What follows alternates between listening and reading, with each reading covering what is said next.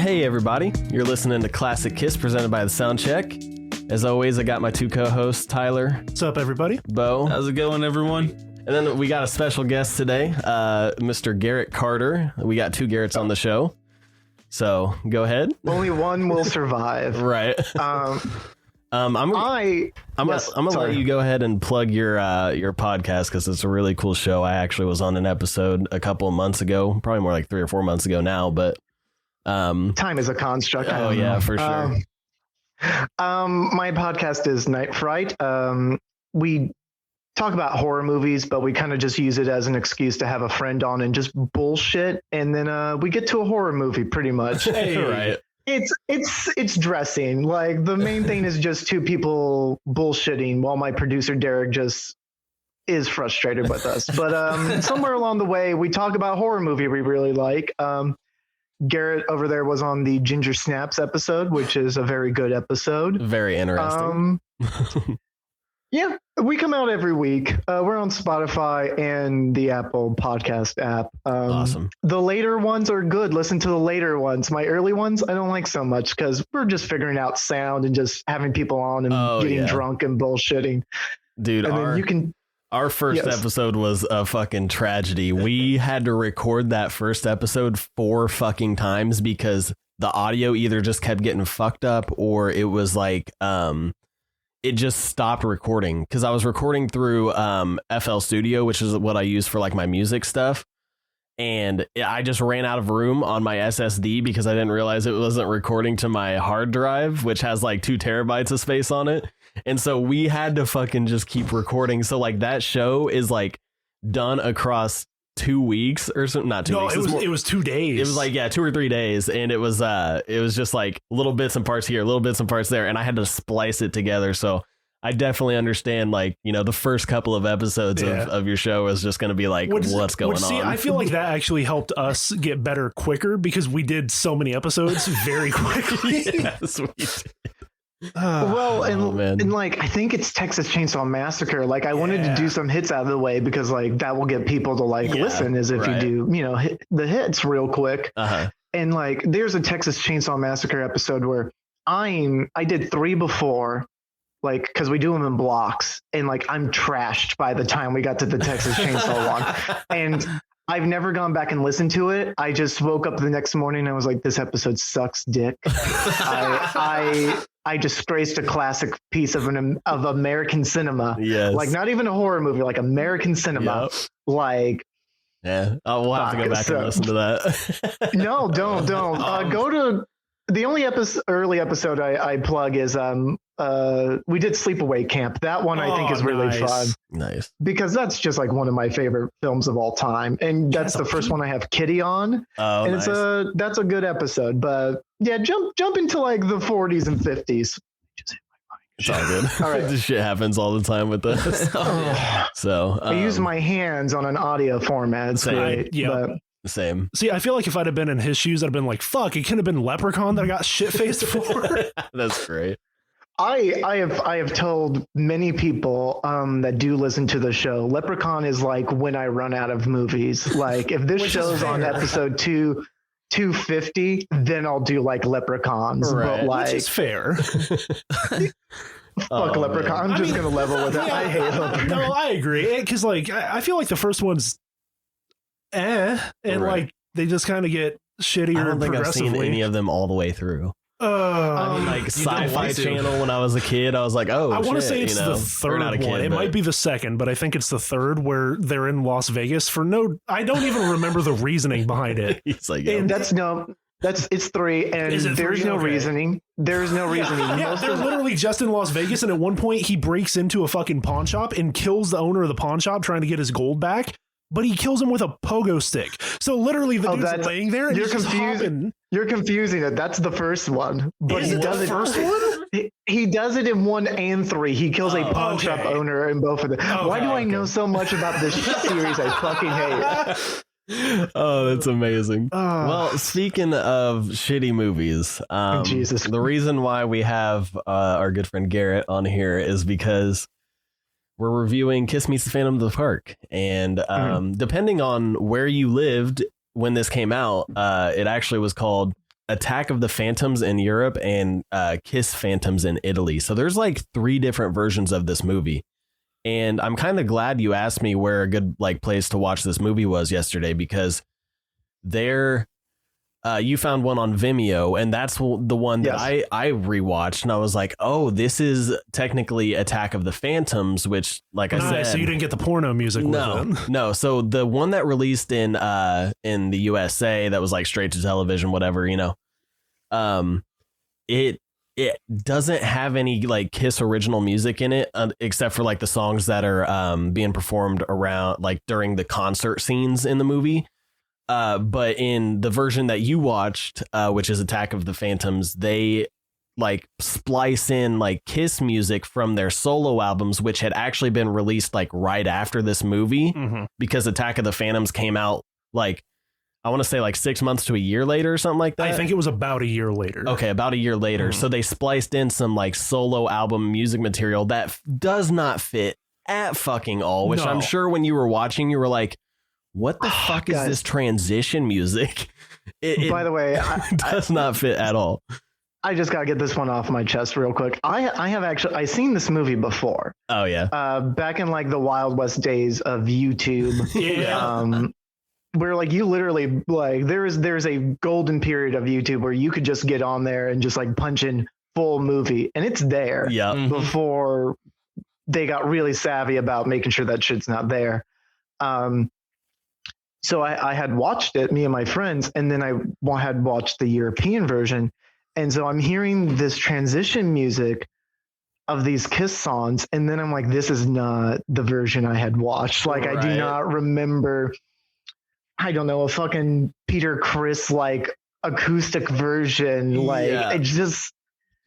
Also, I'm going to get this out of the way right now. I'm not a big like Kiss fan. I'm not against Kiss, and I'm not really for Kiss. No worries. That's fair. I'm also, but I want to bring this up for the point of, comedy on this show. This household is a BTS Army household. Oh, okay. My lovely fiance Jen is a proud member of that army. Okay. And when Gene Simmons said his stuff about BTS not too long ago. Oh God, what did he say? I don't really keep up with what Gene says, because he says some pretty crazy shit sometimes. Gene is a huckster, so like you should not ever pay attention to a huckster. See that Vince McMahon conversation we had before we recorded, but like so. The entire time I was watching this movie this morning, I could just feel Jen going like, fuck Gene Simmons like the entire time. He said some pretty controversial shit over the years. Granted, I feel like most of the time he says shit like that, that's why he's saying it, is to draw attention. Oh yeah, for sure. He's definitely like characterizing himself and trying to play the Gene Simmons character. Yeah, because I mean, if you see any conversations people have with or about him, they're always like, no, he's not even remotely this dude. Yeah, like, it's just narcissist like putting on a play, which every member of Kiss is a full-blown narcissist, is what we've come to conclude over the past couple months. Jesus Christ, the past couple of weeks I'm learning a lot of shit I really wish I hadn't. Yeah. But I do want to stress but what I am fascinated with Kiss about, and which is why I wanted to be on this podcast when Garrett was like, oh, we're doing Kiss, and it was like, when you do Phantom at the Park, you have to let me on, because like growing up, like Kiss is like all over in media for like, I'm a millennial, I don't do much with the generation shit, whatever. We're born, we die, so I don't care if you're Gen Z or millennial, it makes no difference. So but like for like us millennials, like fucking Kiss is in so much dumb shit. Oh yeah. That like is just like, I know about Kiss and I know Kiss music because like here I wrote down a small quick list. Scooby-Doo. The early seasons of Family Guy, Peter and Lois are canonically in the Kiss Army and actually do meet Kiss in an episode. Yes. I believe it's Tony Hawk Underground. Yep. My brother did not get back to me. He would know the game, but in Tony Hawk Underground, one of the secret levels you can unlock is a Kiss concert. Mm-hmm. That's and you can skate around. Awesome. But you skate around while it just plays. What is it? I want to rock and roll and party every night, every day. Yeah, that's the only song that plays. So you will be like skateboarding on this level for 30 minutes and hear that song like 5 times, and you're like, yeah, they have no other Kiss music. That's the only Kiss song they have. I would fucking kill myself. I hate that song so much. Yeah, it plays twice in this movie, and I lost my goddamn mind. It plays at the beginning and the end. Yes. The movie Role Models, the entire third act is dedicated to Kiss, essentially. Yep. Have you ever seen Role Models? Yes. Yep. The love is his penis. He's still my quote. I wrote that down. That's my bad. I wasn't trying to jump ahead of you. Oh, no. It's the best quote in the film. It's Sean William Scott going, "The gun's his penis." The Kiss coffin, I believe, became available in the late 90s. Yep. And there's an episode of the Drew Carey Show where Drew mistakenly buries his father in a Kiss coffin. I remember that episode very well. Yep. And then this one's for you wrestling fans out there. The 90s, I'm sorry, I meant to put 2000s WCW wrestler Dale the Kiss Demon Dorborg. Yep. Which, if you guys ever do an episode on him, I will be back on, because that man got buried because Gene Simmons thought this wrestling deal was stupid, and it's kind of one of the saddest things to watch in wrestling. They had it in the contract with Kiss and WCW for the Demon character that he had to main event a show. To get around it, WCW did a special main event at like the end of the first hour of a Nitro so that they could work around it and claim it as a main event. Yeah. Mm-hmm. Wow. Yeah. So those are just some of the Kiss media experiences. Mm-hmm. There you go. I just wanted to share that lovely factoid of like, I'm not big on Kiss music, but for some reason I know their lore. I know all their makeup. I like, and that's like props to Gene Simmons, because we were kind of like, he's a huckster, but like the man has marketed this band since like what, the early 70s. Yes. Mm-hmm. And we talk about that all the time. Like they are quite literally like some of the biggest American pop culture icons like ever. Mm-hmm. I mean, like, and I mean, obviously we love, like, us three, we love Kiss and we love their music and stuff, but we definitely understand what you mean by like, it's like everywhere you went as a kid, or like what you saw, like, it's just like, oh, there's a Kiss thing. It's just, it also helps that they're practically 4 superhero like characters that they could, market and brand around, which is he is too crazy, but no, just he is too. Sorry, go continue. Oh no, I was just gonna say he's like too early on this idea, because if like he pulled this shit now or like late 2000s, this movie conceivably could have been like in a theater, like an actual hit, because now it's like, oh yeah, we got an Iron Man, we got a God of Thunder, Loki has his own TV show, and let's have 4 intergalactic space demons that are rock stars beat up androids in a park. Like that movie could sell now. And so like, especially like the fact that you brought up Marvel characters. Kiss actually did have a Marvel comic book come out in the 70s. I think it was 76, right? Early 77. And like Stan Lee was like obviously the one who like helped co-write it, and they did like this publicity stunt where they all 4 got like blood drawn from them and took vials of blood and put them into the red ink for the like Marvel, like for the first issue of the comic book, so that way they could mix it in. It was just a huge publicity stunt. But I know Tyler had a very interesting point that I never knew, but apparently the red ink that they put their blood in was actually mixed into Sports Illustrated instead of their comic book. It's just so stupid. So fucking stupid. How did they fuck that up? Like, exactly. Oh my god. Which, I mean, I'm sure it wasn't Kiss's fault, but still, just like that, all that publicity just for that shit to happen. Yeah. But also, that's the most Stanley thing I've ever fucking heard in my life. Is like, kids love Kiss, let's get them in here. Yeah, like, literally. God bless that fucking dinosaur. Interesting, because they have a Marvel like shirt, like a Kiss / Marvel like collaborative shirt. and it has like it's supposed to, it says like Kiss or Destroyer or something, but then it has like Marvel characters and they're supposed to resemble like what Kiss was, and it was like, I think it was like Black Panther. No, was it Black Panther? It was. Wolverine was for Wolverine, Peter Criss, who's like the cat. No, character. I thought he was Jean. Was it? Wolverine's on there. Because it's Wolverine. I think it's Beast. Peter Criss is Jean. Yeah, that makes sense. I think it's Beast from X-Men. Silver Surfer. I mean, of course, that one's Ace. And then the other one, Cyclops, maybe? I don't remember who the other one is. Yeah, it was really weird, but it's like the weirdest shirt I've ever seen. I just want to buy it because it says Kiss and Marvel on it. Yeah. I'm like, oh, that's kind of cool. But like, I was just like, it's so weird. But yeah, I think I kind of agree with your point that like if they released it now and especially got somebody like Marvel behind it, it probably could have been a cool movie or some shit like that, or at least like achieved a better story than what this abomination of a movie is. Jesus. Do you want to go ahead and give the plot line for this thing? I'm just gonna read some of this like almost verbatim from just Wikipedia, because like even in my head when I try and think, I'm like, okay, what is this movie about? I still don't really know. So I mean, I know, but it's just like basically, so it's actually filmed at Magic Mountain, and that even like says like on their like carts and whatnot, so you know where it's at.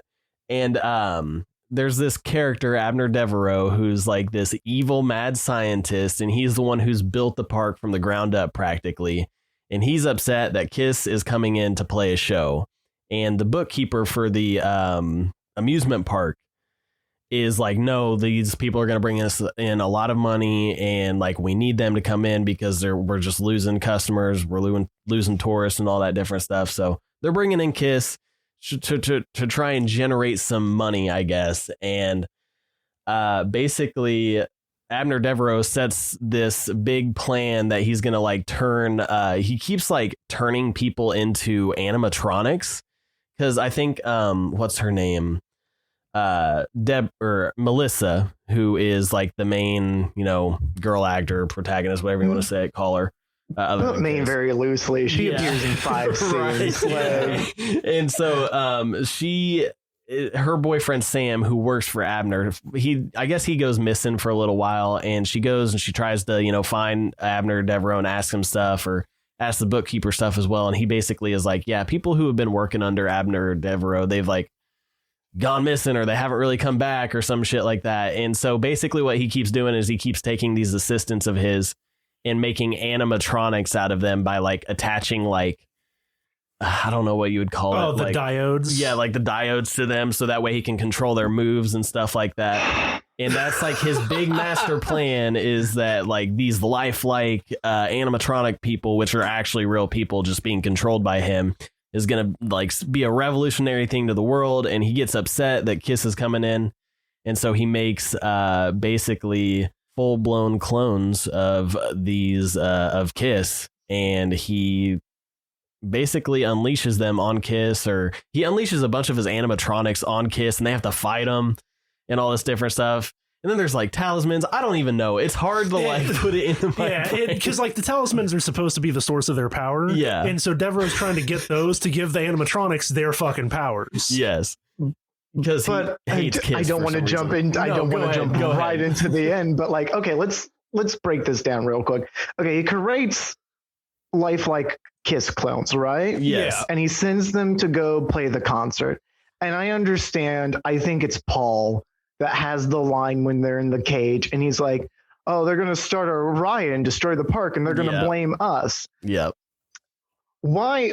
But like, I understand that, but like, you're making Kiss clones. Why don't you just like have like, just like backing music, like Manili Villiet, like for them to go up there? Yeah. Yes. His whole plan is stupid and flawed, and it fucking makes no sense. Yeah. So I don't know why I'm like picking at this guy, because I'm like, no, just own Kiss now. Like you have Kiss now. Right. Make money off that. Make money off Kiss, dude. Yeah. And like, I don't care about his character motivations earlier when he says he doesn't care about money. Fuck that guy. This don't pay attention to a character motivation in this film because there's none. No, any person who says I don't care about money is usually like, yeah, I care about money. Especially if you're from America. Yeah. Yeah. But like also like, okay, so but he has the talismans, right? And he just leaves it on his fucking desk for Kiss to get. Well, plot convenience. He doesn't give it to his clones or androids. He just leaves it for them to get. Yeah. Like, and it's so weird to me that like, why did it take them that fucking long to get the talismans to like, you know, because like they're at the end, obviously, like it's like they're all like using their hands to like make the thing levitate to them. And it's like, why didn't you fucking do that shit straight from the beginning? I mean, I know we're picking at a shitty movie here, but it's like just the like, I don't know, man. The overall like, why? Yeah, and even that just makes me think of Harry Potter. It like Accio Talisman. Right. Like, he couldn't have thought of something better. Jesus I also love in his plan is to change the words to hotter than hell. Oh yeah, to get everybody to start a riot. Yeah. So the song that they play there is hotter than hell because it says hotter than hell. But they changed the lyrics to rip and destroy. Paul fucking destroy the park. Gun to my head would have not noticed that change. Yeah. Like I was okay, this is a C-tiered Kiss song, I guess. All right, I'll go with it. Whatever. Paul rewrote those lyrics in his trailer on set. They didn't even have it done before the movie in like 13 minutes. Oh, that just sounds perfect. It shows. That explains that movie. Yeah. But yeah, I mean, when some of the best dialogue in the movie is fucking Ack. Yeah. Ace. So actually a good point that he brought up, Ace, which is like the more space guy. I don't know if you know which one Ace is, but he's the one who like can teleport them and shit like that just randomly, which I'm like, why didn't you just teleport yourself before you fought all them? I think that's because that cage was supposed to be power dampening, I guess. Oh no, I'm talking about before they get in the cage. Because like, he has the talismans by that point, doesn't he? And he's like shooting it with that 50-cent like toy ray gun. Yeah. I paid attention to some of it. Yeah. I feel sorry for you. My girlfriend fell asleep by the end of this film, and she woke up. She woke up at the end, which we'll get to, but her quote at the end was, "Wait, what happened to Devereaux?" And then I went, "I don't fucking know." Literally, no, and that's the weirdest part is, regardless of what cut of the movie you watch, because the endings with Devereaux are just slightly different, they never fucking explain what happened. He's just like, at the, like, did he get fucking bit by a zombie? What the fuck happened? But like in the Europe one, I don't know if this is in the actual Kiss Meets Phantom of the Park, and the one I watched, it shows Devereaux walking away at the end to like a Peter Criss song, which don't need that. No, I'm not gonna lie. It was a Gene Simmons song. It's Mr. Make Believe. Is it? Yeah, it's Mr. Make Believe. But I noticed that that's actually a scene in the middle of the original movie cut. As well. Right. No, because it happened in this same cut as well, because what it is it's right after God, I can't remember his name.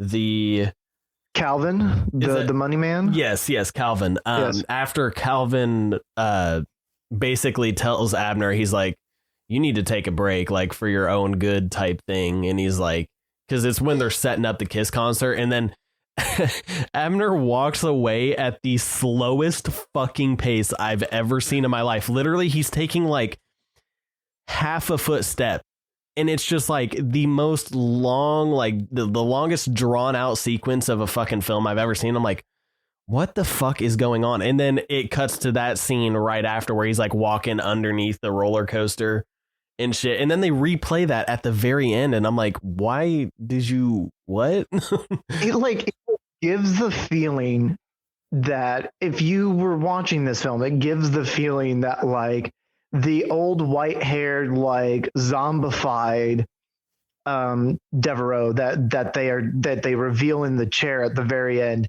was the real Devereaux, and then that was like Android Devereaux who was doing all the shit, and he is like walking away like Kaiser Soze at the end. Like, that's kind of the vibe it gives, and then you're just like, fuck this movie. Like I just hate this fucking movie. No, that was such a good way to look at that, actually. I'm telling you, we used to love this movie as a kid, obviously, because we didn't fucking understand anything. Well, you got to see Kiss like do their superpowers, right? Yeah. Oh yeah. Even though Gene Simmons doesn't light anyone on fire with his fire breath, which is a cock tease. Like, also, it's so funny to me that Gene Simmons is the muscle of the group.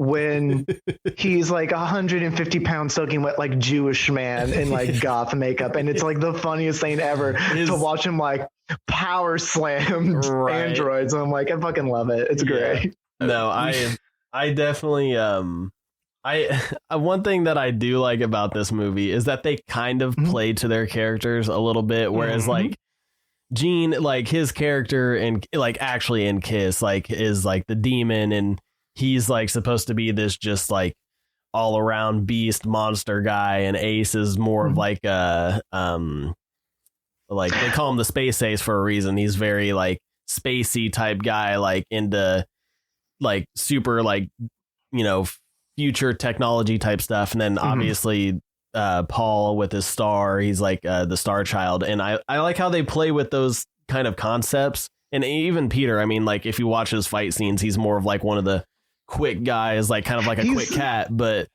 he's the agile one. He does the high kicks, and then like Paul is like the brains because he has the eye and can like he has like the fucking eavesdrop on conversations. Like it's so weird, dude. And what was that description that they gave? Because just a little history, actually, real quick. Are you going to do the ACK story? Oh, the ACK. Oh yeah, I forgot the Ace story as well. So we can actually get into this now, because I was going to say, at this point in the band's history, they're definitely starting, like cracks have been showing for the past couple of years, because Ace is starting to get into his very bad alcoholic and like drug problems, especially with cocaine at this point.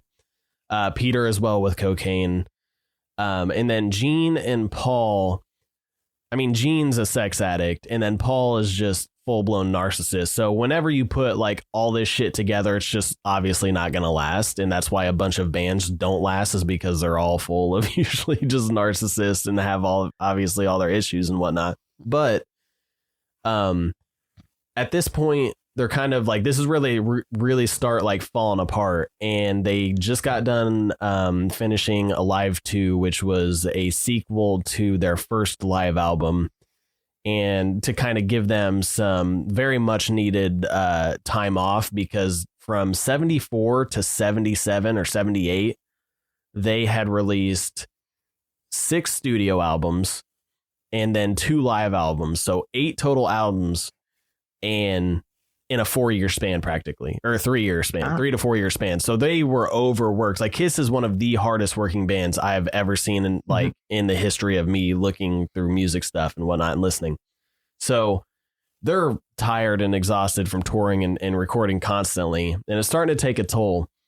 And so they have this idea. They're like, okay, we're going to give you some time off, but Gene really wants to do this fucking movie. And like, it's going to be like, what was it? They called it A Hard Day's Night meets Star Wars. Yes.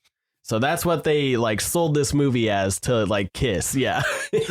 Which apparently after it came out, because they had even said this in promotional material for the movie, after it came out, Paul goes, it's what it was supposed to be. It just, it didn't come out the way it was pitched to us. Right. And so there's a lot of turmoil with like the band at this point, because they're all starting to just not get along, drug problems, all that different stuff. And Ace didn't want to do the movie, but then when he like realized like, fuck, I'm gonna have to do the movie, because like they can't just have somebody else play me.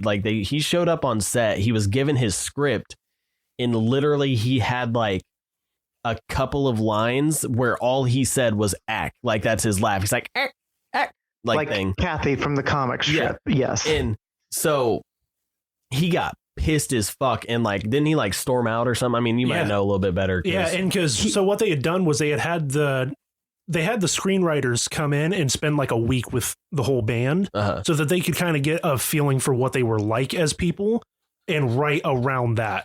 Granted, they did a fucking awful job with it, but they had never wrote anything before. Like I looked up their credits. They were not trained screenwriters. They had not wrote anything. Yeah. And so a lot of like Gene's dialogue in that initial script is also just him going, doing his little growl. Yeah, and so almost the only dialogue in the movie in the original script is fucking Paul. Yeah. And so, I mean, because Gene was upset, but he didn't like storm out with it. I mean, of course, Ace took it to a little farther extreme, but I mean, it got some of it rewritten. Thank fucking Christ. Yeah. So some of it was rewritten, which actually the version that we watched, there's actually quite a few lines of Ace's dialogue that is cut from that one.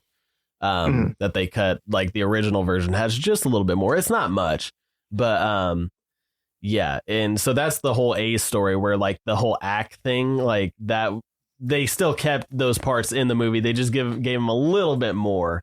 But this movie was a shit show at the get-go. Like just it was just an awful idea. They never should have fucking followed through with it, you know. I have a question for Garrett. Yes, what's up, man? There is a scene, and I'm interested to know if you caught it. It's technically two scenes, but is one it of Black them, Ace? Yep. I was about to ask if he caught Black Ace, because Ace had stormed off set because he was upset. So they just had his stunt double fill in. One of the scenes they don't even bother putting his fucking makeup on. It's when they jump over the fence. Yep. They didn't even bother putting his fucking makeup on the dude. They just had him do the stunt in his costume. Oh, yeah. God. And so then the other one is, of course, the dungeon fight. But literally, it's literally with me.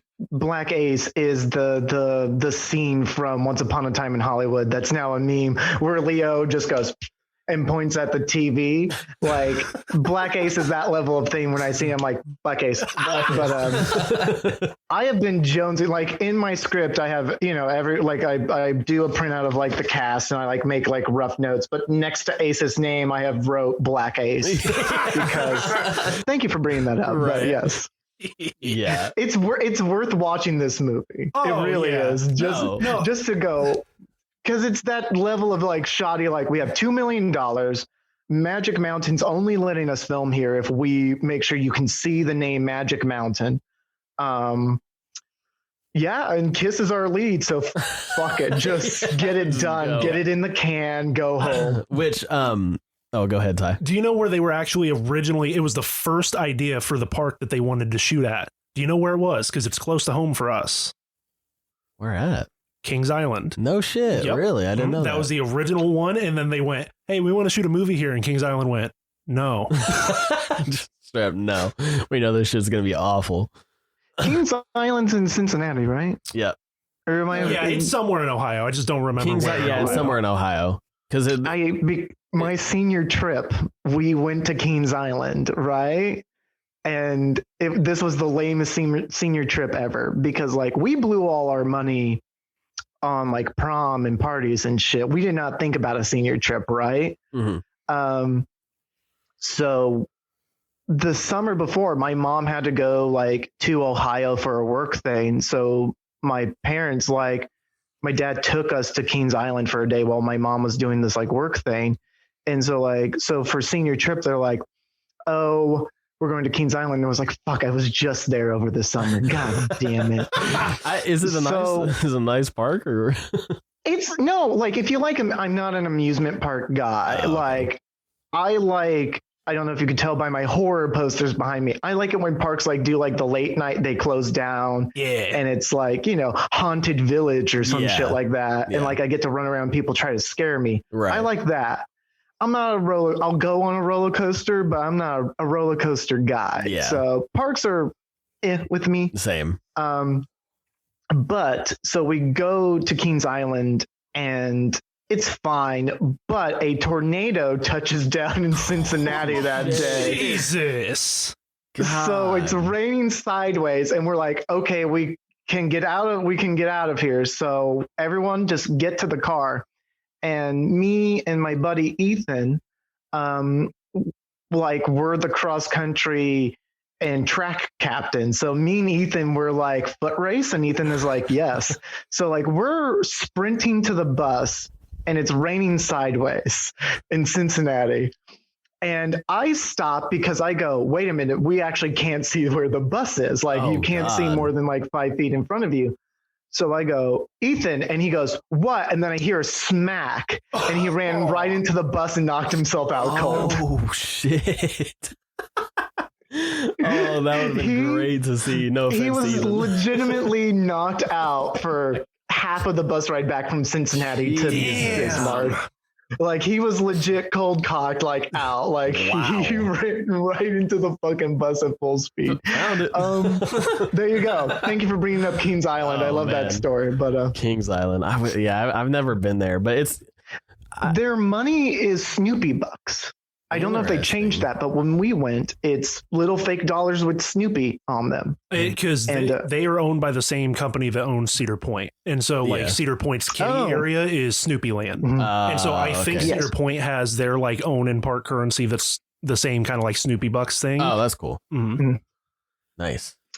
I know you brought up earlier how none of the screenwriters had ever done anything before this, and I feel like that was most of this cast. Hopefully they didn't do anything after this. So it says here that what's up? Go I have some cast notes if you want to get into the cast. I was gonna bring up what's his name, the guy who plays Sam, Terry Lester, who's gone on to do like a bunch of soap opera shit or something like that. I don't know if you knew that. Soap opera, yeah.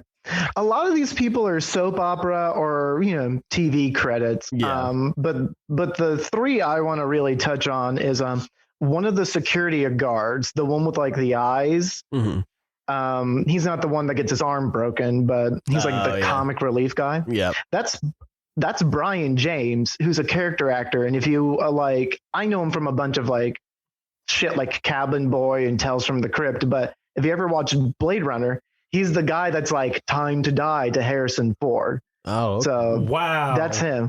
Yeah, he puts on some muscle later on in his career, but yeah, that's him. Anthony Zerbe, the guy who plays Devereaux, he's in The Dead Zone. If you like your Stephen King adaptation. No shit. He's Admiral Doherty in Star Trek Insurrection, which is an average Star Trek movie for you Trekkies out there. And he's an antagonist in License to Kill, so that's for you Bond fans out there. But he gets his head like horribly blown up in both Insurrection and License to Kill. So there you go. That's Zerbe, and then he also has an Emmy. So someone in this piece of shit movie has some sort of award. So it's not a Grammy. And then Carmine Cardi, this is my favorite one. Carmine Cardi plays Calvin, the money man. He's in a bunch of TV and movies and stuff, but he's the only person to ever only a first. No, I think he's the only person ever to be expelled from the Motion Picture Arts and Sciences Academy. Yep. Interesting. And I was like, oh, what's that about? And then like he just like was handing out screeners. Yeah, because he was selling like bootlegs or some shit, wasn't he? Yeah, because like screeners come with a bunch of features and like other shit. Like they're primarily for like Academy members or like the press or like people that would be voting on whatever bullshit award they're doing. Yeah. So like there's rules to them. But then like people normally just throw those screeners in the back of their car or like hand them to a buddy, but he was like bootleg selling them. So yeah. So there you go. But everyone else in this cast is just soap opera TV credits, first time roles. Oh yeah. Can we talk about Kiss's other acting jobs before we go any further? Because this is what I find interesting. Do they have any? I mean, Gene has does. some. I'm trying to think. Gene is a bad guy in a Tom Selleck movie called Runaway. Yes. Yeah. I think he's in a spy movie where a very young John Stamos is like a college James Bond type. I don't remember that movie. If there is, I haven't seen it. And then he's also in a low key okay like 90s horror film called Trick or Treat, where he plays like I think a radio DJ. Interesting. Ace is in like an indie movie or two. Nothing too noteworthy for Ace. Peter Criss appears in Oz, the HBO prison drama Oz, which is weird. Because I know I've spent several moments in this show like shitting on Peter Criss, and I don't know too much of Kiss like lore. Yeah, if you want to go there, Peter's, but he's the drummer. Yeah, so I assume like I'm a massive Stones fan, as you can see by my poster back here, from when I went to see him on the 4th of July years ago. But nice. I assume he's like the Charlie to Stones fans, where he's just back there on the drums and you just let him go, and then he doesn't do too much, and he doesn't fuck with anyone's shit. Yeah, well, he's more of like him and Ace were the jokesters in the bands. Peter's drumming at the beginning of Kiss was really good, and then at the end it just started to fall off. But cocaine does that. Yeah, well, too much cocaine will do that for sure. But yeah, Peter is like, I don't know. Any drummer of any band is going to get shit on just because it's the drummer and it's the classic drummer joke, you know. Unless you're Neil Peart and you're like a god, drummers get shit on. Right. I don't know how much you've listened to Kiss, but if you go back to their first album, listen to Black Diamond. That's a good explanation of and he does Peter Criss there. So yeah, that's my favorite song from them. So. Yeah, he's definitely like he used to do like drumline and stuff in high school, so he's very like he loves Peter, and I love Peter too. But I think his cocaine use definitely got the better of him, and then also he was just a very hard person to work with, and it's actually interesting that you're kind of like talking about him, especially because like all of his lines in this movie are overdubbed, but he swears that they're not. And it's like, but they're clearly dubbed. They're clearly dubbed, but it's completely done by like a voice actor. Yeah. It's not even him. Yeah. And I think it's a guy that did voices for the Smurfs. Yeah. I think so. It could be, but I know it's not Peter. And still to this day, he swears that it's him. And it's like, listen, that's not you, Peter. There's no way. Well, doesn't he do the acoustic version of Beth, right? He's the vocal on that. It's speculated that is the original vocal track from Destroyer, the album from '76. And they just took that stem or that multi-track and probably put it over an acoustic guitar. Yeah, which the acoustic guitar for that was recorded for the movie at Electric Lady in New York. Okay. But they're not even sure who actually is the guitarist on that track. Interesting. Okay, weird. All right, that's something. Weirdly enough, they were gonna have Peter do the guitar for the movie, like pantomime playing the guitar. Gotcha. And I mean, of course, he doesn't play guitar, so more than likely he doesn't know what he's doing. Right. So according to him, he like Paul just came up and took the guitar and was like, "No, I'll do it." Like, I mean, you don't know how to play guitar; it's gonna look wrong. Right. I'm sure he got hurt over that. Yeah, probably. Okay, since we're talking about that scene, there's a scene where, like the core, I guess, narrative of the film is Sam he's not an android, but the film calls him an android, so we'll go with android, right? Yeah. He's more brainwashed by technology, but whatever. So Melissa's like, I love Sam. We're gonna get married, and then she can't find him, and then so she tries, like, he's backstage at the Kiss thing taking pictures of Kiss so they can make the replicants of them, and then he walks away, and she like somehow like bursts through the gate and is like, Sam, which leads also to an awkward scene where fucking Paul has to use his star vision to speak to them, which is it's weird, and no one acts the scene right. It's stilted. It's a problem. And so then like we do some more shit, and then it like randomly just cuts to them out in that patio, and Melissa has not talked to Kiss since that thing, right? She wanders around the park a bit more, talks to the bad guy, and then it just cuts back to her sitting in the patio with all of Kiss around her, and they're playing Beth. Yeah. Which is a Kiss song I do not like. This is like a Kiss song I can say, like, I don't like that song. Yeah. But then Gene Simmons is also like, you know, to his credit, I know I ragged on him a bit, but like he does play like one, the demon of the group. Like he stays in that character where he's like over her like a gargoyle, like with his cloak, like lurking around. Yeah, like the protective guy. I just want to touch on that because it's such a weird cut because like, why is she now chilling with him? Like they talked to him. They weren't that friendly. Yeah. But now she's like, Kiss is the only ones that will understand me. And then I'm like, I don't think they will, but all right. Sure. Yeah, I noticed that too, and I was like kind of rewatching. I was like, why all of a sudden does she just know Kiss? She has access to be in their like green room practically, or wherever the fuck they're staying, and it's like, I don't know. What were you gonna say? See, I have two answers for you. One of which is a joke, and the other which is also a joke. What? Good. It's because it's in the script. Yeah, my favorite thing to say. The other one, insufficient data to compute, Star Child. Jeez, I wish they wouldn't have taken that one out of Attack of the fucking. So there's this line of dialogue that Ace has that's not in the version that we watched, and go ahead and say it again. I think it's the pool scene that he says it in, but I don't even remember what they're debating. But Paul says, like, asks Ace a question, and he just goes, "Insufficient data to compute, Star Child." It's so fucking stupid. I'm glad that line was actually not in the cut I watched. It's so awful.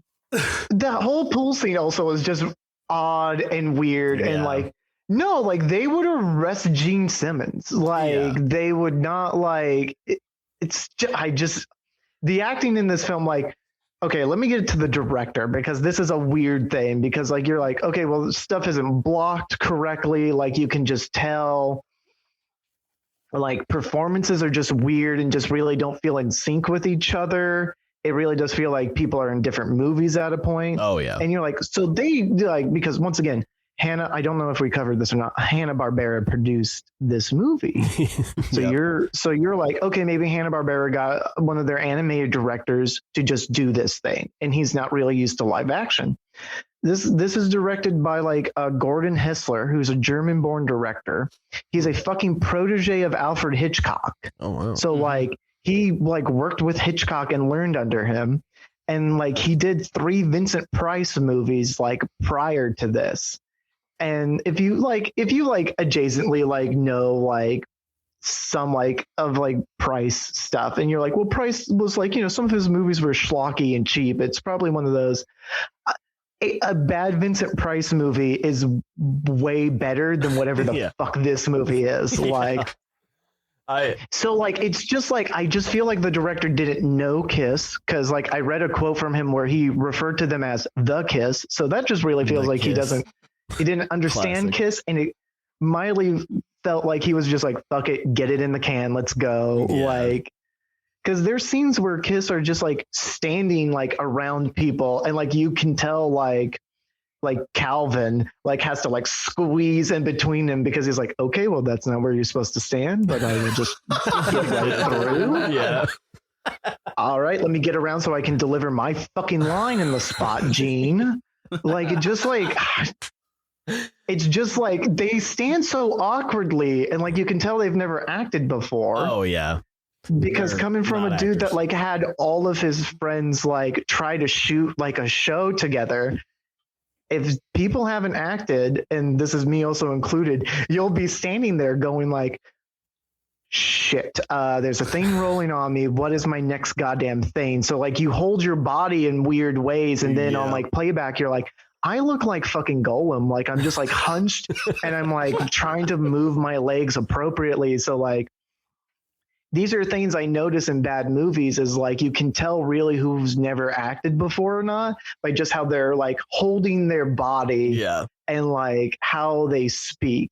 Cause it's a difficult thing to do, which is why I'm continuously baffled by why this, like, people thought this was a thing that society needed. Yeah, like, it's all about the money, especially at this point, because I mean, they were quite literally on top of the world. They were topping Gallup polls every year for like most popular band in the world or America, whatever.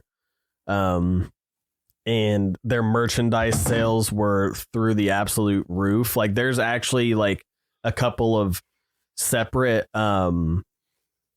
books, not even on like Kiss as a band, but just on their merchandising, to like that documents how the fuck did this happen, because they literally took over the world with merchandising. And does anyone else feel it's weird that, to go with your point that Kiss is on top of the world right at this moment, that they're performing in the parking lot of an amusement park? Right, it is weird, which I will say, right? That like for a festival, that wouldn't be too like out of the ordinary, but it definitely is like a weird thing where it's like, oh, we're just gonna go to this random amusement park and play in the, not even like the amphitheater that most, you know, amusement parks have. We're gonna just play in the parking lot, which I guess you could make the argument of, oh, they were just so big that they just needed as much space as they could. But it's very odd, and you're just like, what, like, why? Well, and you know, those scenes where they're performing, the concert scenes, I think are kind of like the best ones in the film. Because like if you're there for Kiss, like, it gives you fucking Kiss. They show up, do their show. Play because songs. They actually did two full concerts for the show, like, and then they just like took video shots or took shots of it and then edited it later. But the end, when like the crowd's booing at them, it very clearly feels like the director was like, hey guys, we're gonna need you to boo right now, so can you guys because like some of the people's like arm motions are weird, like they're like no, but still like pumping up in the air, and then I'm like, I don't think these guys understood, like it just didn't get it. One guy mouths, "You suck," and I like that guy because like that was his like knee trigger reaction, was like, "You suck." Did that work? Right. Did that? I hope they use me in the movie. Right. They for some of the reshoots that they had to do for the concert scenes, Peter's not even there. Yeah, it's just some random dude in a wig. Yeah.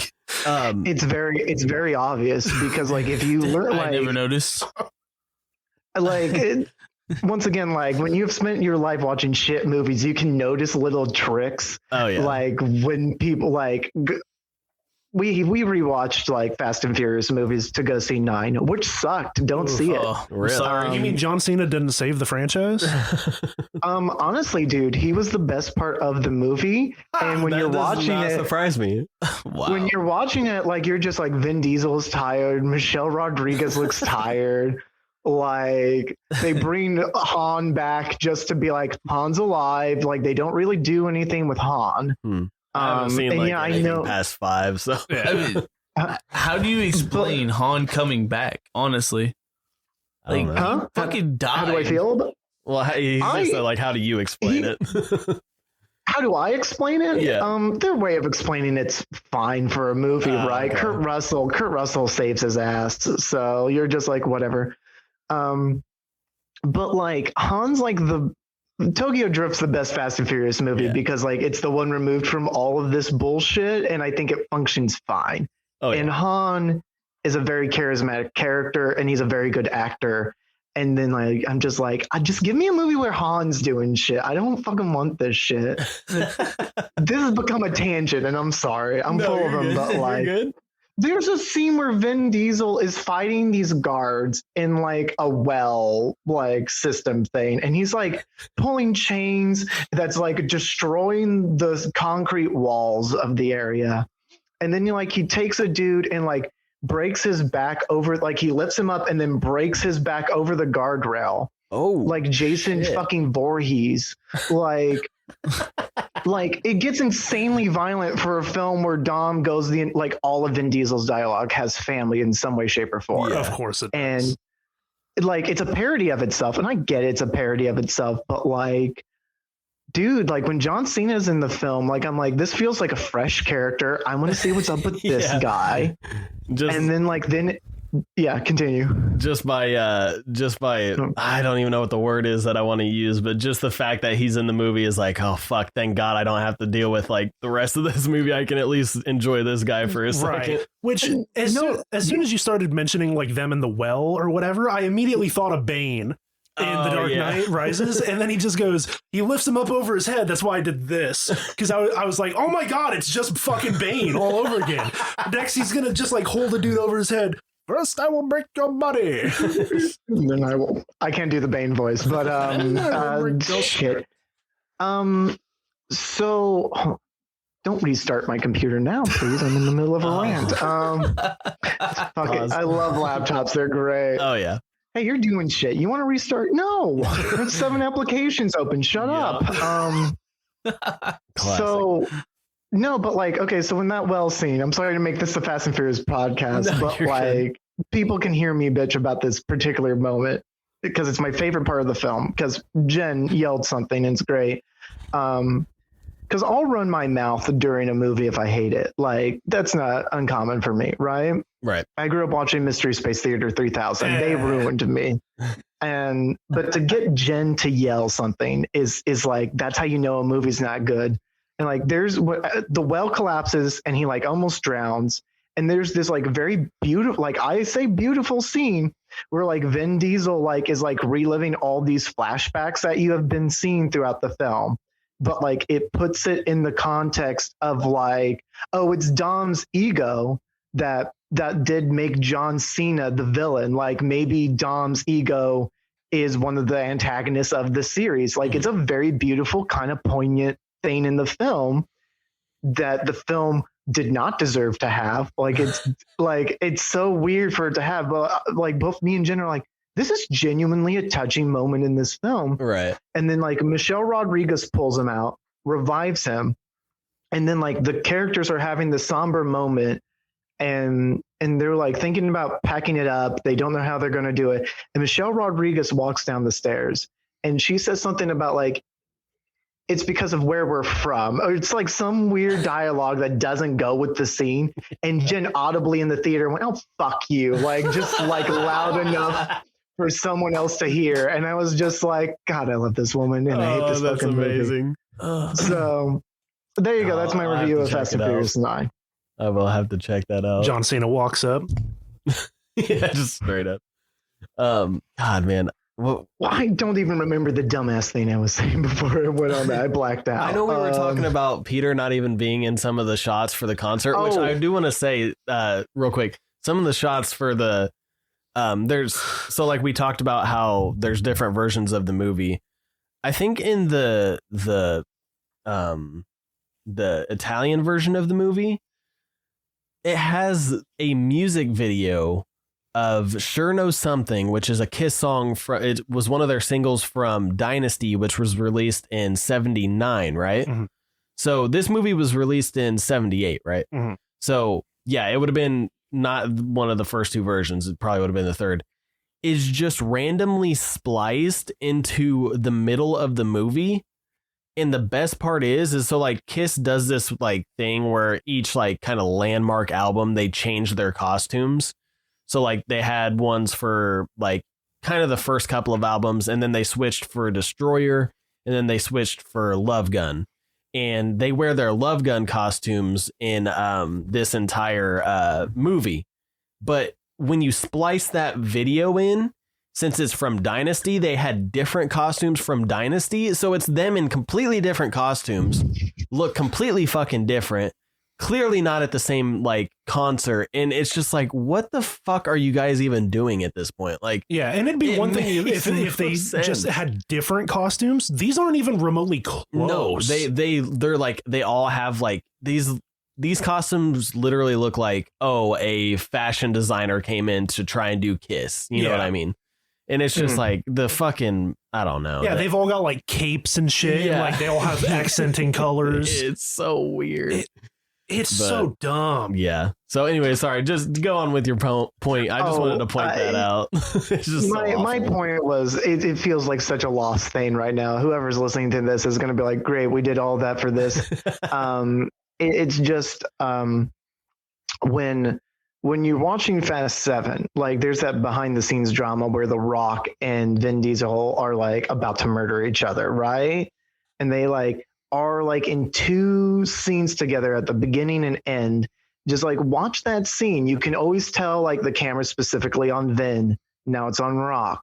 And then when it's wide shots to show the 2 of them, it's always like the side of Rock's face. You do not get a head on of Rock's face, or like it's behind Vin Diesel's back looking at the Rock, meaning it's just a stand in there. It's not the real dude, because if they were in the same room, they would have probably killed each other.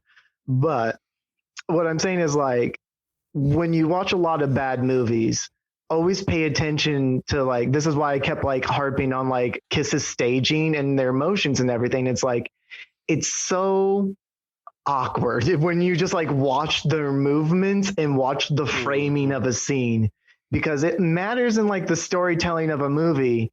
And man, is it really hilarious when you can clearly tell like that guy was not there today, because all you're seeing is the back of his head and it's kind of a wig. And like his audio doesn't sound like he's standing there. It kind of sounds dubbed over. Like he's clearly not there. Yeah. So when you're watching those drumming scenes and you can see that Peter has his head down and he's just kind of like flailing his arms that you're like, I don't think that's the rhythm of the drums. Like you can go, not at all. When he's hitting Peter. Like crash cymbals and nothing's happening to the crash cymbals. Like that irritates me. And I get it. Like, it was way back in the day. They probably didn't fucking care about little shit like that. Like, especially for a movie like this. But it's like, just like in the song, you literally hear like a crash cymbal every other couple seconds and nothing's happening. And you're like, all right, what the fuck? Well, because the average person watching a movie isn't going to be like some dumb idiot like me that's like scanning the background for like, or like, I remember as a kid, I like had a DVD of Jaws 4, The Revenge, like one of the worst movies ever. It's bad. But when the shark blows up in that scene, I used to like pause it and take it frame by frame, because like most people isn't going to give a shit because an explosion scene happens like that, right? Like it's a bunch of frames together really quick, it moves on. But like if you go frame by frame in Jaws the Revenge, it's literally just a toy shark with like something in its mouth with a fuse so it blows up. Like it's like literally they blew up a child's toy filled with some blood to like get the effect, is how cheap it was done. And like I used to love breaking a movie down frame by frame to look at its weird shit. And I think that's the highest compliment I can give this film, is like you can like kind of scroll through this thing and watch it frame by frame to watch the background, watch how they move. It's interesting if you do it on that level. But if you're just like watching it because it's like Saturday night, you're bored, fuck this movie. This is not. Hey, at least Black Ace wasn't at the concert scenes though. You know what? Thank God. What's very interesting, I just want to bring this up because I mean, obviously we're talking about like stuff we don't really like, and I mean pretty much the whole movie, but it says right here, it says before the film's airing. Now this is Wikipedia, so take it with a grain of salt, but or saying however you say that saying, I don't fucking care. Before the film's airing, you're right. a private screening was held for Kiss as well as their management and friends, despite the positive reactions from all in attendance. Get the fuck out of here. No. Kiss hated the film for the buffoonish way it made them appear, which is understandable. Well, but the positive reaction... No, because, I mean, think about it like this. The positive reaction is going to be the people that they're surrounded with coming up and basically sucking their dicks. Yeah, because they're like, oh, you guys are so good. Yeah. No, that movie was shit. It was awful. Yeah, it would literally be like, you know...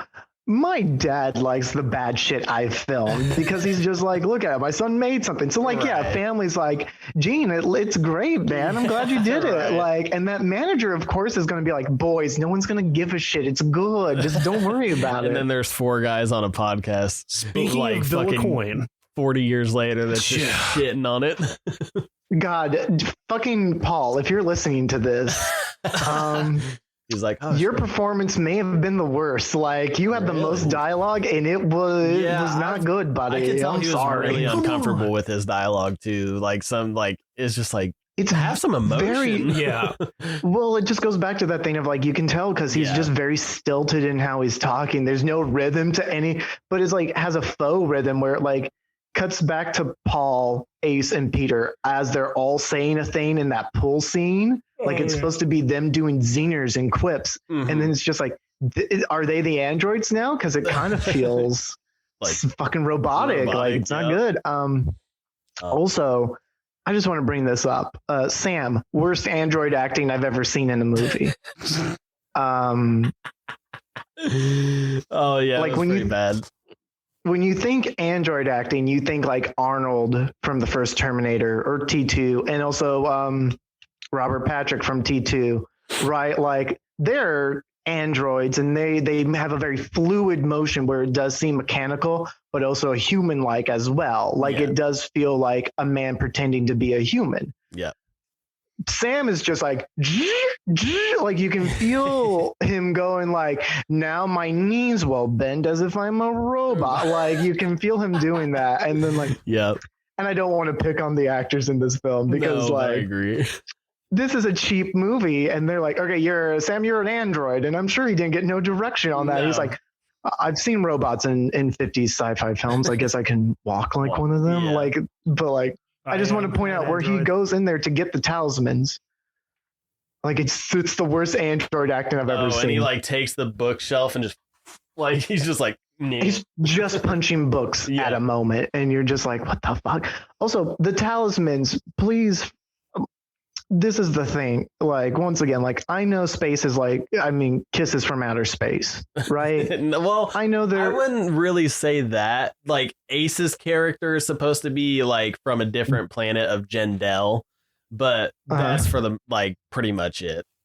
So Gene Simmons is from hell because he's the demon. Pretty much. Basically, yeah. Where's the Star Child from? I don't really know if they have like an origin story. They kind of do. It comes from a set of comics that they made later. Not the blood ones, the other ones. Yeah. These comics came more from like the 90s during their reunion and stuff. He's technically from a different planet, but it's a very Earth-like planet. It resembles a lot of like more ancient kind of Greece.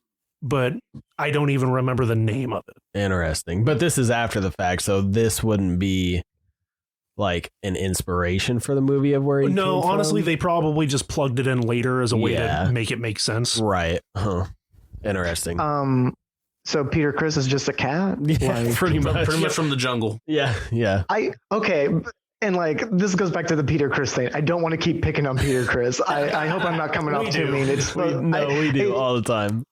It's supposed to, I'm meaning this as like light, like good natured ribbing. Yeah. But like it's always been weird to me with Kiss that it's like the spaceman, the demon, the star child, Catman. And then you're just like, he's a cat? Like, okay. Yeah. And then like I've done like some mild Kiss research on like other members, like as I was watching this, because I was like, oh, what other members are in Kiss? And like Kiss, and then there was the Fox. Yeah, I know I'm jumping like way ahead in your guys' timeline, but like there's You're good.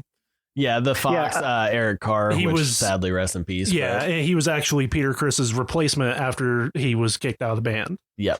Okay, so that makes sense that they went from Catman to Fox because I was like, all right. But then there was another one, the Pharaoh. It was like the Ankh, the Pharaoh, the Egyptian warrior. I can't remember. He was called a couple different things, right? Yeah, and he was only around for a couple shows, really. Yeah, because he came in, did some stuff for one album, did the tour, did the next album with them, which was the first album they did without the makeup. Yeah. And then he was gone halfway through that tour. So he's almost not even there ever. It's kind of cool to learn, honestly, because it's like that thing of like, you know, because we're all pro wrestling fans on here. Like when you like listen to a pro wrestler that they're like, I don't know, dude, I was just doing the fucking Undertaker to try to get over. Now I'm still the Undertaker 30 years later. Like, like it's just always interesting where it's like, one of my favorite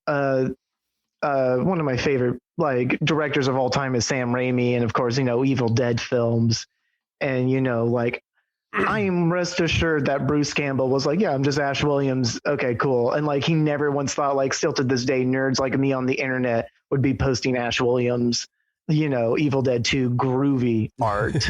Like, like no matter what Bruce does, he's always going to be Ashley J. Williams. And, and that new game's coming out. So I'm really pumped about that. But yeah, so it's always funny how like people like create a character and they're like, whatever, this will get my foot in the door. And then next thing you know, years later, it's like, it's this thing that is just completely taken over their lives. I don't know why my brain went where it did, but when he brought up, I'm the Undertaker and I'm still stuck as the Undertaker 30 years later, I just kept thinking, man, wouldn't it have sucked if they were like, oh, here's our new guitarist, the Gobbledygooker. Fucking what's his name? I can never remember the fucking name of that the dude with the fucking Star Wars helmet. What is his name? I can't think of it. WCW. Why are you? Oh my god, dude, you're blanking me so hard. Yeah, no, it is the Shockmaster. It's the Shockmaster. Yeah, where he crashes through the wall. Yeah, yeah. The Shockmaster. Oh my god! And then he like puts the fucking head. It falls off, and he has to put it back fucking on. Well, what else is he supposed to do? Like, you're on live TV, buddy. You gotta roll with it. And poor Sid Vicious had to sell that thing. God. We'll have to. Well, no, I know you've been talking about doing a wrestling podcast, and I'm sure we would love to be a part of that at some point. But yeah, I will have many people on for wrestling podcasts because I just love it. I just love wrestling. Yeah. It's like the greatest thing ever to me, man. I would not spend it. Yes, continue. Go ahead real quick. Finish. Oh no, I was just gonna say that dumb UFC joke I said before we recorded, where I was like, why I don't want to pay $100 for a UFC pay-per-view. Hey. I'll spend my money on a wrestling pay-per-view because I know I'm getting 4 to 5 hours of wrestling. Like, I'm guaranteed that. Of what year was that? Was that what it was called? Capital Punishment 09? Was that what it was like? I think it was 09. Worst fucking. 2010. Was it? Okay. Because I knew it was. Wait, no, I'm sorry. It's 11. It's 11.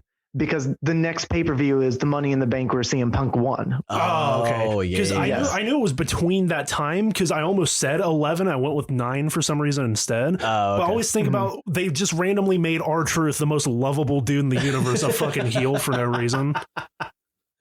Classic. Well, there's also that story where Vince is like, they had to tell Vince how old R-Truth was. And he's like, R-Truth is how old? And like one of the few like candid pictures of Vince McMahon you can find is him and R-Truth laughing at a table together. So like there's a bunch of Reddit shit out there where they're like, R-Truth has to be Vince's only real friend. Like it's like the craziest thing ever. Oh man. But to get back to this a little bit, we brought up the budget. It was what, 2 million or 3 million or what? What was it? Let me see. I think it was 2. Yeah, I want to say that's it was around shocking 2. to me because you know what came out 3 days before this? Halloween. No shit. Came out 3 days before this movie. Yeah, I just looked it up. Holy shit. Jesus Christ. Oh yeah, this is. I did not think of that. Oh my god. Yeah, released October 28th, 1978. Kiss Me's Phantom of the Park was. Damn. Very interesting. You want to know a fun bit about the budget for this movie? What? So each member of the band got paid $40,000 for the appearance. They didn't have to pay for like trailer, fucking alcohol. Anything. I'm sure they probably didn't have to pay for coke either.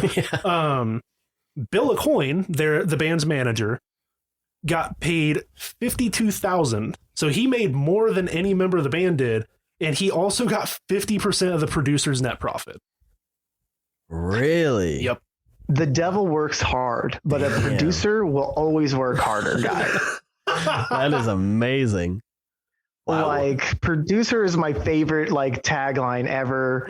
Manager is my favorite tagline ever because those just mean that dude showed up and was like, all right, you guys are doing it. And you're like, that guy made the most money. Fuck that guy. Yep. Yeah. The same way in music. Same way in music. Rick Rubin literally can sit on a fucking couch and not do anything for a session and just sit there and sleep.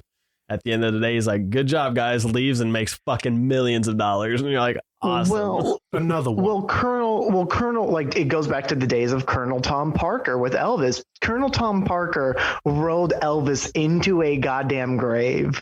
And like like had all the money in the world to show for it. Like he literally was like, no, Elvis, you're going to do movies. You're going to do that weird military tour shit that you're going to do. It's going to be great.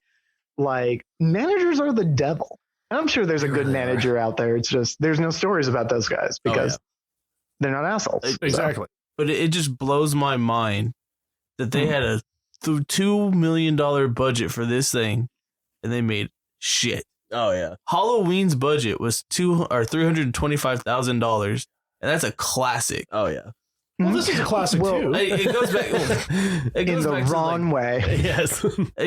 Directors and screenwriters and everything, they help, but you had so much more money to make a great film. And you have to understand, Halloween has a hungry director in John Carpenter, who I think it was his third feature.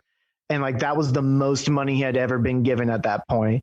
And like, it's also just like a crew of people that are relatively unknowns that are just like, fuck it, dude, let's make it. And like, we'll make it good. Where Kiss showed up to be like, they're going to buy our alcohol. We get 40 grand. Fuck it. This is going to be on NBC. Who gives a shit? Yeah. Like, it goes to your point of Kiss, they're not actors, so like they don't give a shit, you know. And like, I mean, if I were in their position too, I wouldn't give a shit, you know. I'd be like, all right, I don't fucking care. I'll show up and do whatever. But I mean, especially with like Jamie Lee Curtis, like from what I've read and like heard, that she actually had a lot of input in the like during the making of Halloween. Like it was a very collaborative effort. It wasn't just like, you know, people showed up, did their shit and went home. Everybody was really excited to actually be a part of this and wanted to do really good with it. And I mean, when you have a crew like that, that's like that and that hungry, then you get something as beautiful as that movie. But yeah, that's for another podcast.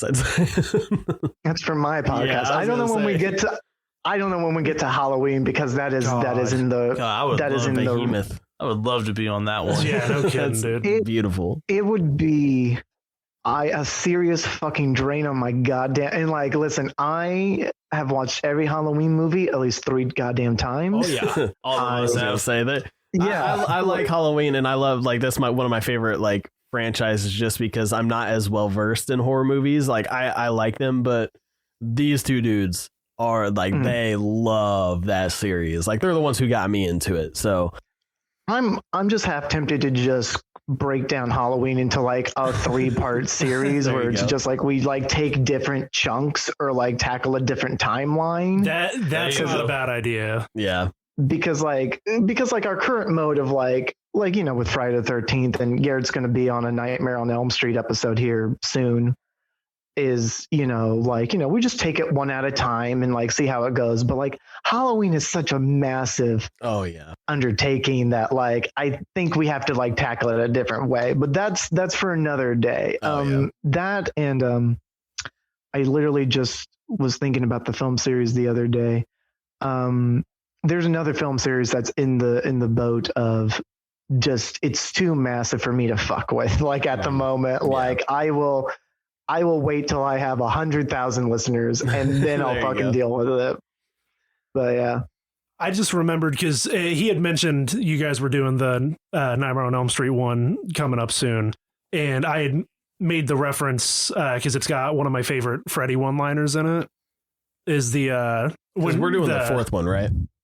3. We're doing the we're doing 3. Okay, for some reason I thought you said 4. Okay, Dream Wars is even better because that movie's actually not that bad. But because we were talking about now, I'm a little bit more like I'm a little bit happier. Hey, you get to hear the fucking Dawkins song, dude. Right. But we were talking about the 4th one, and because we thought that was the one you guys were doing. I'm glad you said that, because I would have watched the 4th one and then been like, what? I mean, I know the 3rd one, but I just would have been so ill prepared. The third has his best fucking one-liner in it. But welcome to primetime, bitch. Yeah. Oh, that's fucking greatest. It's the greatest Freddy kill. It's the greatest Freddy one-liner. Yeah. It kind of ruins the character from that point, because they're like, we have to top this moment. Yeah, apparently it's the only line he ever ad-libbed is Freddy. Yeah, but I've heard that as well. Like that, like he had an idea of what they wanted him to say, and he just kind of like did his own version of it. I don't know. And but because we were talking about the 4th one, and it's got the scene in the classroom, and I just remembered another one-liner in the movie. That's why I brought it up. But the fourth one, the scene in the classroom where he kills the girl, he grabs her by the head. Sucks her air out. Yeah, and he goes, "You want to suck face?"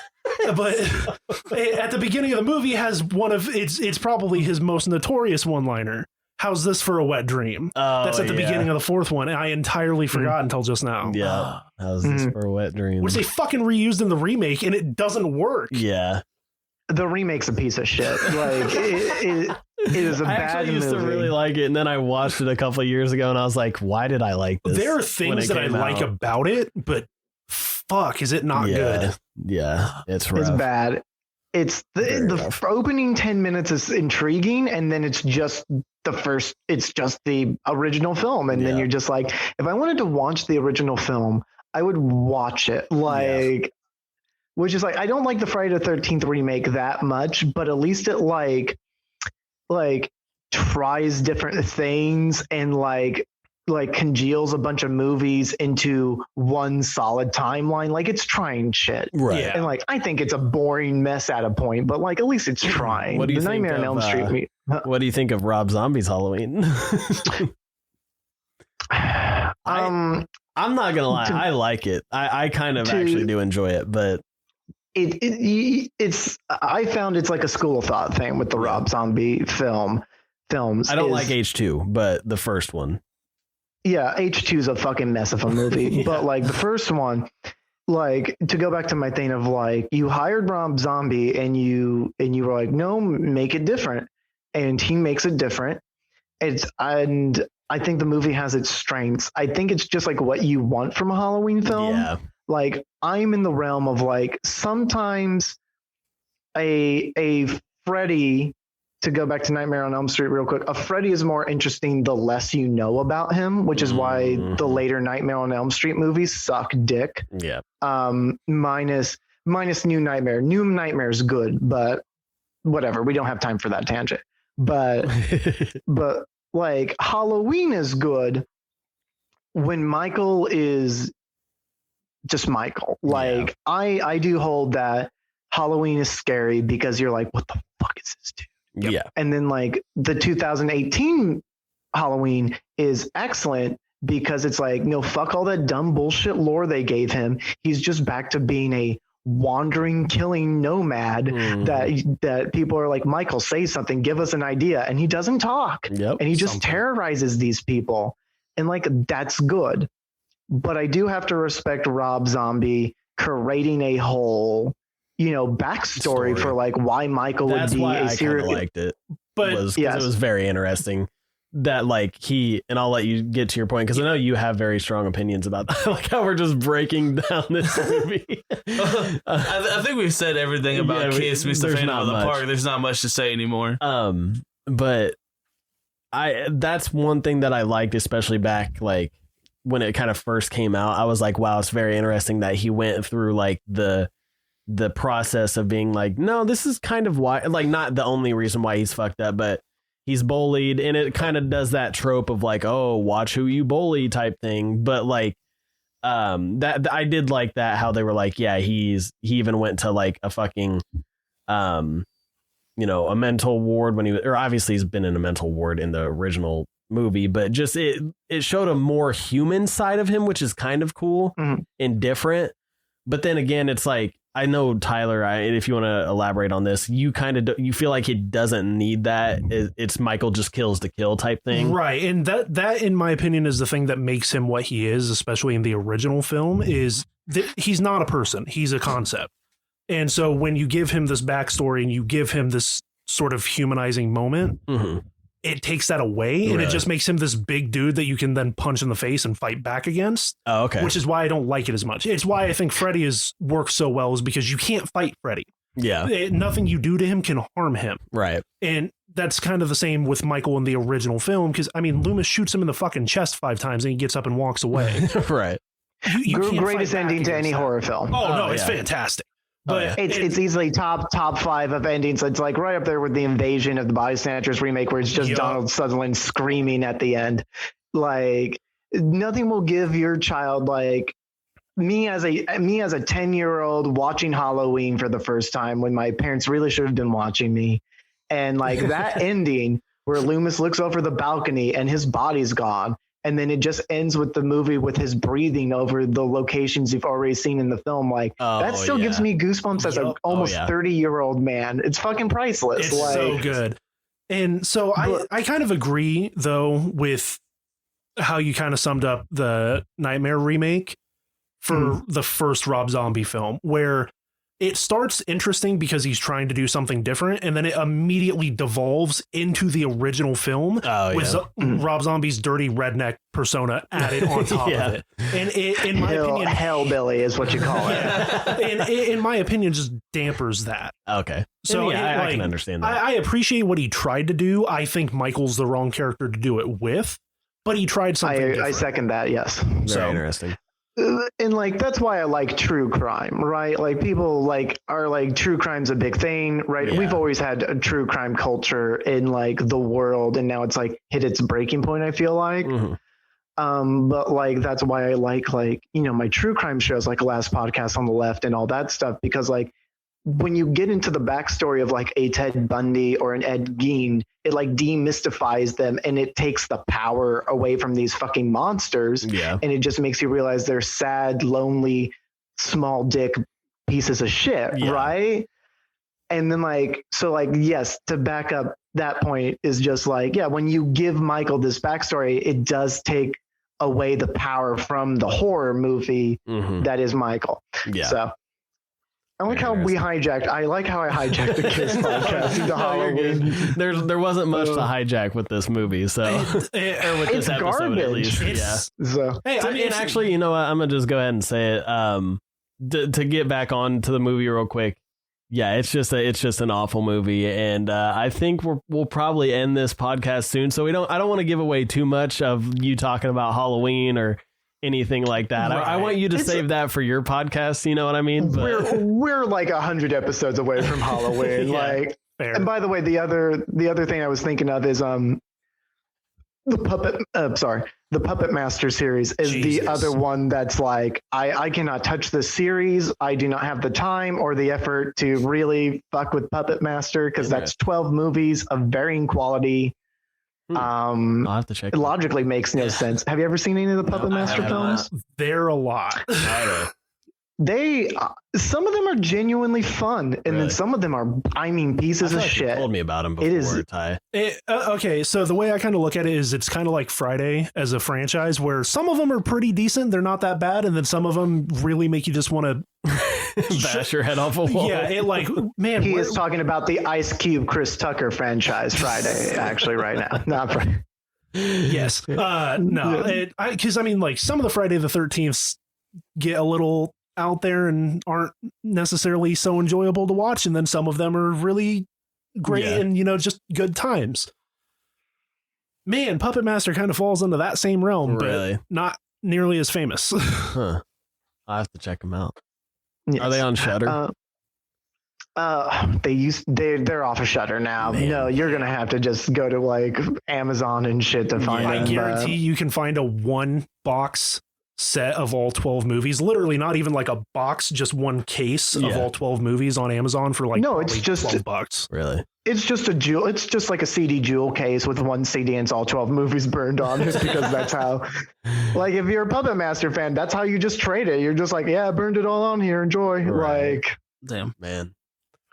Well, I think we're gonna go ahead and end this episode for Meets the Phantom, unless Tyler, you want to say something else. So I had a question I was going to ask you about this. So generally, of course, when we do the album reviews, we do our ratings out of 10. Yeah.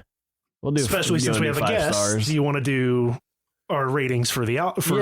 Yeah, we'll try to give it a rating if there's even a possible fucking solution for that. I don't know. I would say out of 5 stars, because that's like the classic movie rating, right? I not like a half a star. That's just like little bitch star. That's just like, you guys tried. I'll get honestly, they didn't even try. Yeah, I don't know. I'd say half a star. That's awful, man. Awful. I don't know. What do you guys think? Can we give it a quarter of a star? Yeah, I'm gonna say 5. Really? cult classic. Man, I'm gonna agree with you. It's like a half a star that's bleeding because it shouldn't have got that far, and it got cut off. Yeah, we usually do like certified ratings for our albums out of 10, like, you know, and kind of an overall breakdown. What would you give this Kiss Meets the Phantom? Technically, Kiss Attack of the Phantoms, because that's the one that we watch. There's not too much difference though. Yeah. It's out of 5. Are we going out of 5? Yep. -5. -5 stars. There you go. I had to work in my wrestling reference, and also that's genuinely like, I know I did a whole bunch of spiel about like, you know, watching the scenes and like, you know, seeing the awkwardness and all that, but like, and like, man, I love bad movies. I've dedicated a lot of time in my life to bad movies. Like, we referenced Sleepaway Camp earlier, and like, that's a bad movie, but like, gun to my head, I will watch Sleepaway Camp every day of the week. Right. And I will not revisit this film until, once again, like 8 years down the road, Garrett's like, you want to do another thing and we have to rewatch this? Yep. Yeah, I'll check it out. Hey, But we do have another Kiss movie down the road that's a lot more enjoyable than this one. And I think you've seen it. I think Detroit Rock City, right? Oh, Detroit Rock City is great. Yeah, It's a fucking hilarious movie. But see, so if this movie had been filmed in the Tokyo Dome, it'd probably be 5 stars. Oh god, it'd be fun. Yeah, that fucking. I hate that joke. Sorry. I hate it when people on Twitter are like, Dave only likes Japanese wrestling. No, dude, it's just better than the shit we watch. I enjoy it because I listen to Bruce Pritchard's podcast. So whenever Dave gets brought up on Bruce, what a frustrating human to listen to sometimes. I love Pritchard, man, but I love him too, but like sometimes I'm like, Bruce, fuck off. Yeah, because whenever sometimes like his co-host Conrad Thompson will bring up reviews like from Dave Meltzer, and if do they have beef? Is this what this is? If you listen to any of the guys, so like Bischoff or fucking like Jeff Jarrett, they all pretty much don't like Meltzer, but it's the dirt sheet thing. Yeah. And so if Meltzer gives a match a negative review that Pritchard likes, he'll immediately just turn around to Conrad and say, well, if it was in the Tokyo Dome, it'd have been 5 stars. Yeah. It's sad. Going to, like, I'm trying to think. When's the last time that a Kiss? Goddamn, my brain's all over the place. A WWE match has gotten 5 stars. Is it CM Punk versus John Cena at Money in the Bank? Oh no, some NXT matches have gotten them. Well, yeah, main roster though. I feel like it is. I can't dig that deep into the vault to try to remember. I'm not gonna lie to you. Sad. I'm strictly an AEW guy right now. Not to be like one of those guys that's like, they do it better, but it's just like, I got X amount of time on this fucking planet, and like AEW pisses me off the least when I'm watching wrestling. Yeah. So guess what? I'm watching AEW, right? Fair. Like, yeah, I get back into WWE every year for WrestleMania because that's been my life since I was like 10. I still keep tabs on WWE, but I haven't watched a full WWE show in probably a year and a half now. The last one I watched fully was when Bobby Lashley beat The Miz. Really? That's only because like I've been watching Bobby Lashley since I was a freshman in high school in wrestling, right? So I was like, this would be cool to finally see him do it. And then after that, fuck that. I'm not tuning into a Raw. Yeah. Like I could spend that 3 hours doing anything else in this goddamn world. But I would like to end this podcast by saying this movie was remade technically as Scooby-Doo and Kiss Rock and Roll Mystery. No shit. Oh yeah, it's an animated movie. It's the animated movie they did, isn't it? Mm-hmm. Yes, where they actually turn into like a star child and a demon, and like their powers are full. So like, okay, so the talisman's not in their lore. And the last thing I want to say about this bad movie is, but everyone talks about the talismans like it's common knowledge. Yeah. It literally never was anything about Kiss in like talismans ever until this movie. And then they come back up in that comic series from the 90s. Do they really? Mm-hmm. Maybe the whole reason for that comic series in the 90s was be like, hey, we got to explain some shit. No, I'm serious. If you read those comics, it feels like a much better telling of this movie. Really? Just in comic format. Interesting. You know what the talismans kind of remind me of? What's that? Jason being afraid of water in Freddy versus Jason. Oh yeah, how they're fucking like just so much. How it's shoehorned. Mm-hmm. Yeah. Why would Jason be afraid of water? He literally is in water like 90% of the time in those movies. Yeah. Like he attacks. We just did an episode on Friday the 13th part 6, and like he literally is killed. Like he attacks Tommy out on the boat. Right, No problem. yeah. Jason's not afraid of water. He has no hesitation going to the fucking river. But very interesting. Horror movies are stupid, team. I think that's what we learned here today. No, but this was a blast. Thank you for having me on, guys. Really, this was fun. It was very fun. I love to dissect movies, and especially just garbage heaps like this. There's just always something interesting to them. Bad or so bad they're good. Like no matter what, you can really. I just always like to just break them down. They're fun. So thank you for having me on. This was a blast. Oh, for sure. And I'm sure I'll be talking to you soon about that Nightmare episode. And yes. When we do that, or when you do that wrestling podcast, I'm sure we'd all love to be on there at some point or another. Just one big dumb round table, and then that'd be awesome. We got to have Derek come on here and shoot the shit, because you guys would get along with Derek great. Yeah. He's a big music guy. Both of our tastes are very broad in music, but like he's more. I don't know. He's more like aligned with like people's stuff where I'm just like, yeah, no, I just listen to Steve Earle all day today. And then that's all I'm in the mood for. I don't want to fuck with anything else, but yeah. Cool. Awesome. Well, we appreciate you coming on and talking about this movie. And I'm sure that we might have you on in the future for Detroit Rock City. That'd be cool if you'd like. Hey man, I'll do it. Also, if you want to cover Del Dorborg, okay. I'll cover that whole sad issue. So yeah, dude. But yeah. So all right. You can follow me on Twitter at Pugly92. My show Night Fright, Twitter and Instagram are both Night Fright Pod. And then, look us up on Spotify and the Apple Podcast app. And please, for the love of God, give us 5 stars. There you go. Please, I'm not above begging. All right. Cool. All right. Awesome. Well, yeah. Hey, we'll catch you next time. All right, man. I'll catch you next time, guys. Have a good day. Yep. You too. Peace. Bye. Alrighty, guys. So that was Garrett Carter, and we really appreciate having him on the show. And there wasn't much structure to that episode, so I'm sorry if you listeners are, very accustomed to how our structured shit is for the album.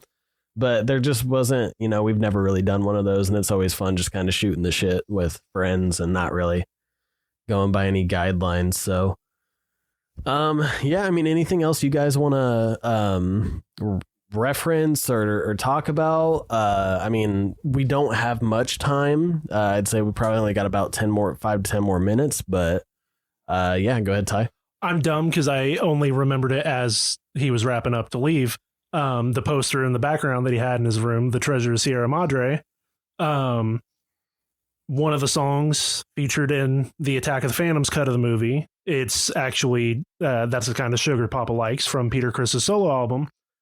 That song was written off of one line of dialogue from that movie. So it's interesting that he had that poster in the background. I'm sure there was no actual knowledge of that because, that's a hard fact to even find to dig up. Huh. But I saw that earlier and I meant to mention it and I just forgot as we kept going. Yeah. But man, well, what a movie, huh? So I don't even know if you can call it that. What an experience. Yes, for sure. It'll always hold a special place in my heart just because of watching it as a kid, but yep, it's something. But I don't really have anything else that I really want to add.